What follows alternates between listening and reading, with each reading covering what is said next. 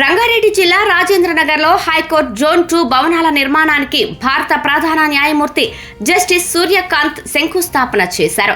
ఆయన ముఖ్యమంత్రి రేవంత్ రెడ్డితో కలిసి శిలాఫలకాన్ని ఆవిష్కరించారు.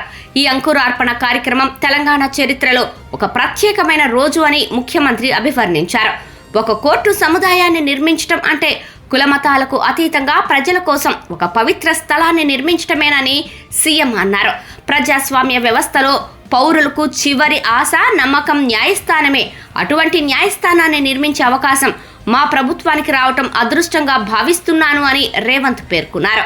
2027 డిసెంబర్ నాటికి ఈ భవన నిర్మాణాన్ని పూర్తి చేయాలని లక్ష్యంగా పెట్టుకున్నట్లు సీఎం రేవంత్ రెడ్డి స్పష్టం చేశారు.